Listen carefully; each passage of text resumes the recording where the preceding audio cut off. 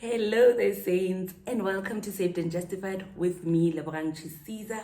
I hope everyone is fine. And yes, we are back with another installment of Saved and Justified. And today we are going to be talking about journey to purpose. So this came about when somebody mentioned something that I used to do and said, you don't do that anymore, like, has your passion died, and all those questions. And that's something, like, not to sound cryptic, it's not like it was a secret. I used to write poetry. I used to recite poetry as well. And this person was asking that, as if like this passion has died. And then I realized that in my answer, that the Holy Spirit was actually like telling me everything about purpose.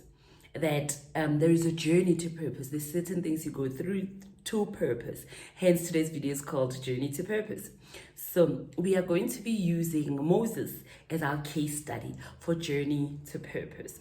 So when after Moses had killed that Egyptian, and then the Hebrews had figured out, or they had seen him, and later on when he was trying to stop them from quarreling, they mentioned that, well, are you gonna kill us like you killed the Egyptian? And then he ran away. That running away was him going away from Egypt, and he went to Midian, right? And when he got there, he met the daughters of Jethro, and he helped them with the water. And then when the father asked them like, how did you guys do it so quickly to get this water for the flock? And then they said, the Egyptian helped us. Note that they said the Egyptian helped us. So the first thing that God does when he is taking us to purpose, on our journey to purpose, is that he separates us. So the first thing is that God separates us. And why does he separate us? Because so that we are not limited or defined by our past. Because look at Moses. If he had stayed in Egypt, already there was a bit of rifts or tension with his people, with the Hebrews. And already there was going to be obviously tension looking for vengeance with the Egyptians. Already Pharaoh wanted, he perceived that Pharaoh would want to kill him for what he had done. And Jethro's daughters had called him the Egyptian. That's what they were labeling him as, what he used to be. And that's what happens with us.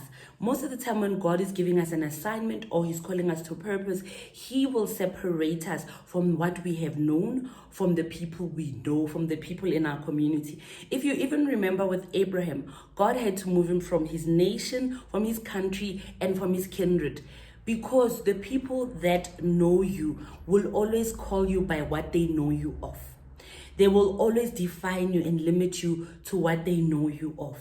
So you need to be separated from them. I even remember personally when I moved to Joburg, and I got my license in Joburg. And I remember when I went back to my hometown, and one of my aunts was like, oh, now you drive. That's great. I wonder how you did it, because you were always one of those that always fell asleep in the car.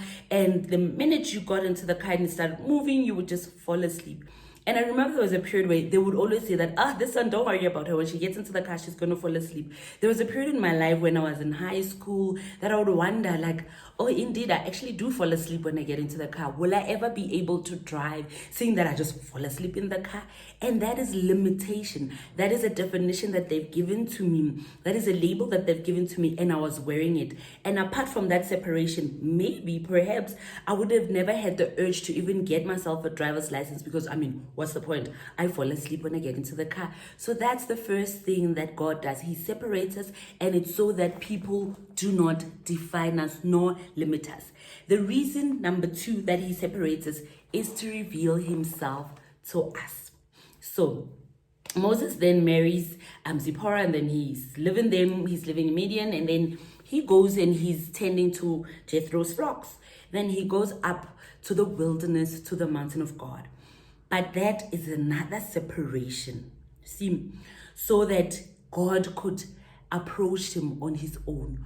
God could reveal himself to Moses by Moses' self, right? Because if you think about it, Moses was raised an Egyptian, then he ran away. Now he's living with a Midianite. Does he really know who Jehovah is? And do the Midianites know who really Jehovah is, in that extent that God wanted to send him to do this assignment? So God needed to get him to a place where it's just him, one-on-one, so that Moses can get to know God. And if you read that, I think it's Exodus chapter 2 and chapter 3, both of them, chapter 2 and chapter 3. If you read it in chapter 3, where he's there and God is in the burning bush and God calls Moses. Moses says, "Here I am." He doesn't say, "Here I am, Lord," because I believe he didn't exactly know who is this. Then God tells him that he must take off his sandals because he's on holy ground. And then God introduces himself, that he's the God of Abraham, Jacob, and Isaac. And then that is where you get intimacy, because now God is saying, "This is me. I am the God of your ancestors." So he could only do it. It was necessary for God to do it one-on-one, where there will not be other people that are saying, are asking questions. How do you know this is God? This is a burning bush. Let's just put water on it.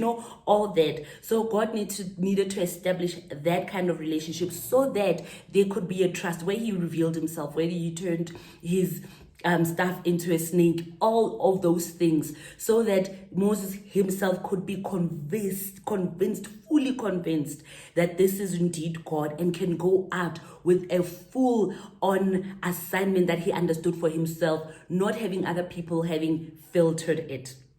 So even for us, sometimes it's the people that know us that, you used to just be the choir person. You used to just be the Sunday school teacher. Now you want to prophesy. Where does that come from? So sometimes God needs to separate you. When you see people falling off, people that you grew up with, when you see yourself losing interest in certain things, it's because God is saying, "I need your attention now. I need you to know me for yourself, so that what I tell you to do now, you can have full understanding of it by yourself, out based on understanding and based on trust for who I say I am to you." Okay, so number 3 of why God separates us is so that there's no influence from people that know us. All right, so imagine if God has said all those things to Moses, and then from what Jethro and his daughters and the whole clan had known about Moses, I'm sure, because already Moses had his own, he was self-conscious, he's slow of speech, he had objections to God already by himself, without influence from anybody. But imagine if they had been there and they had said, "Yeah, for real though, but you do stutter, so that's not gonna work. How is that gonna work?" There would have been those questions of things that they know. But remember, God really knows who we are, because he knew us before we were formed in our mother's wombs. He created us with a purpose. He ordained us as something before. So us saying, "God, but I do this, I'm slow in this, I don't speak well, I don't look this a certain way," that's just things on the surface level. He doesn't call us where he doesn't. He hasn't qualified us. He calls us because he knows we are qualified. He knows he's our maker. We can't tell him that we cannot. Imagine a VW car telling the manufacturer that it cannot drive a certain kilometers. I mean, really, this person is the manufacturer. They know that they created this car to go up to 240 kilometers per hour. So they know that it can do that. So we do that with God.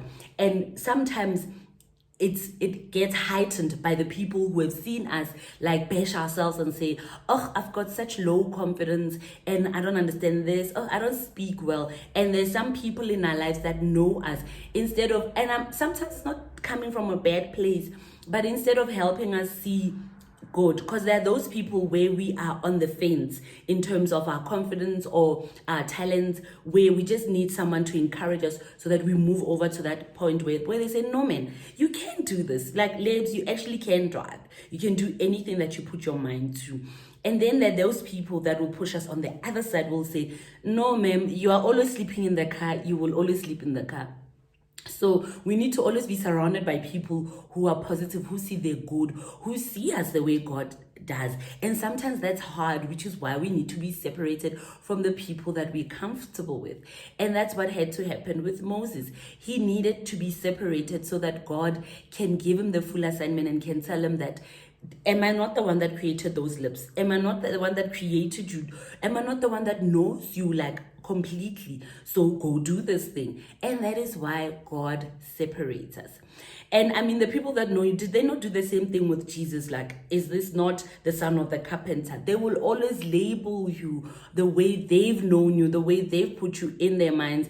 And I think I've done a video where I say some people don't like you because you just challenge what they believe, or you challenge their thinking of who they are, because you are going beyond what they ever could have imagined for themselves.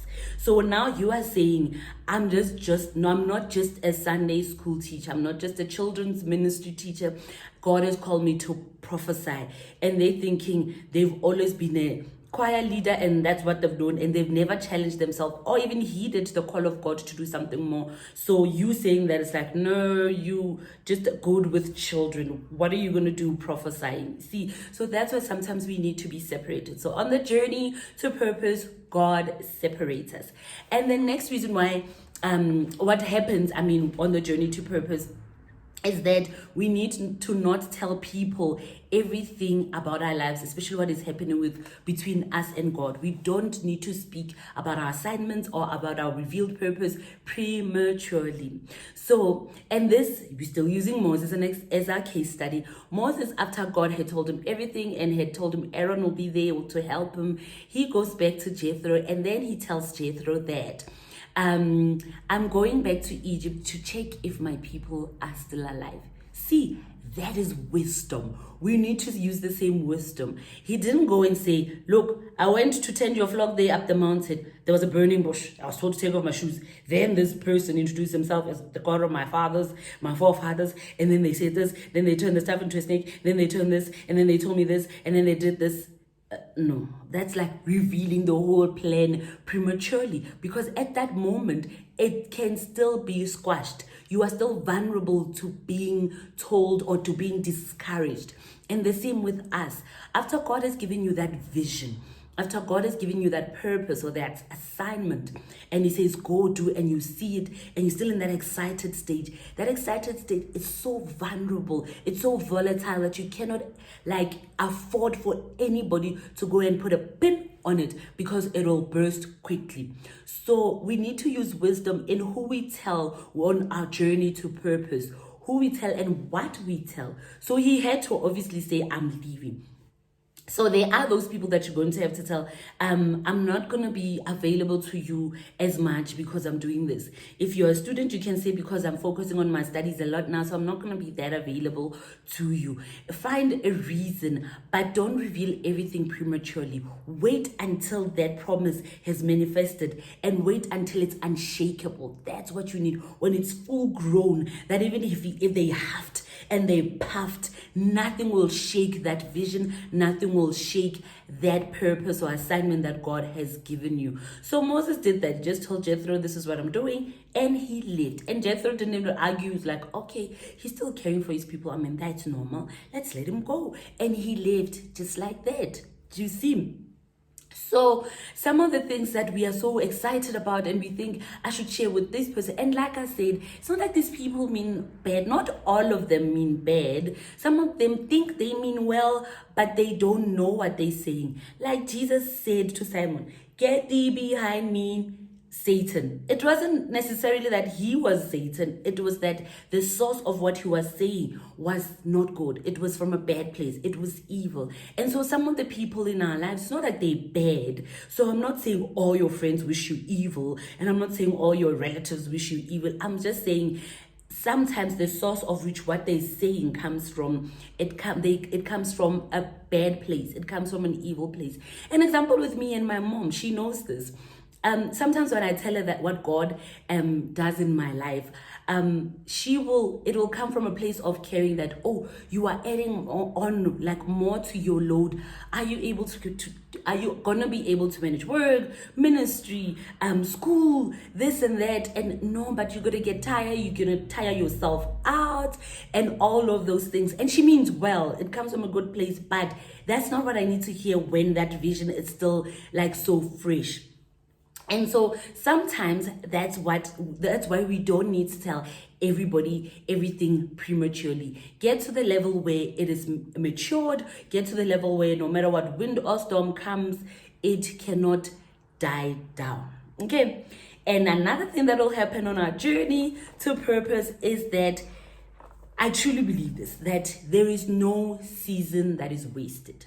So the example that I made, or the story that I told in the beginning about the person who used to tell me about poetry, that was leading to something. There is no season that is wasted. So Moses used to tend used to tend sheep, and it might seem like, well, what did that have to do with, him actually going back to Egypt and all that? But that season was a training ground.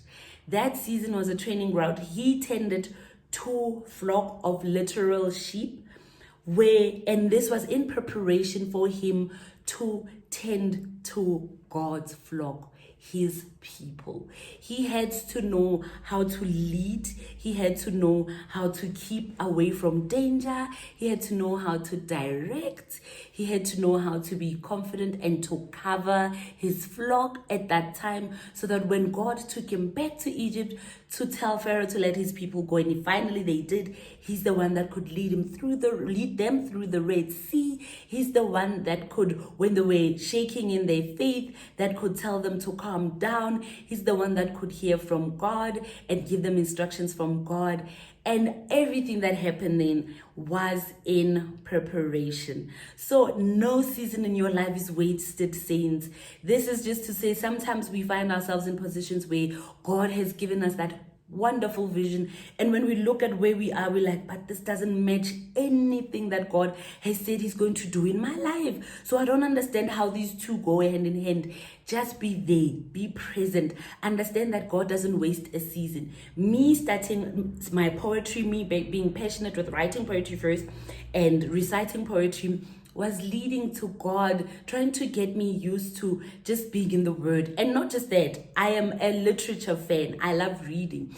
And that was just to get me used to words, to get me used to writing and reading and spending time in words, so that when God was calling me to teach the Word, I wasn't so like, oh, I hate reading, I never read. I was already excited about words. I was already excited about making notes, writing, and it was that easy. And then I was already excited about metaphors and just figures of speech, because I had done that with poetry. I was already in the process where when God gives me an example, there's a tree shaking and he says that there is a lesson. I don't think it's so far-fetched, because in poetry, if you know, those metaphors are like so wide that sometimes you think, but how did this person think about it? That's what God wanted. It was still a process. Even where I am in my workplace now, sometimes I ask myself, but why am I still here? But I see what it's doing to my character.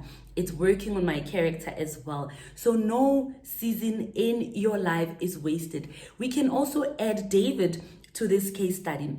David as well. I'm sure when David was there tending to his father's sheep as well, fighting off the bear, fighting off the lion, in that tension, because that's a storm, that fight, that battle. I wonder if he even thought, I'm going to use this in the future.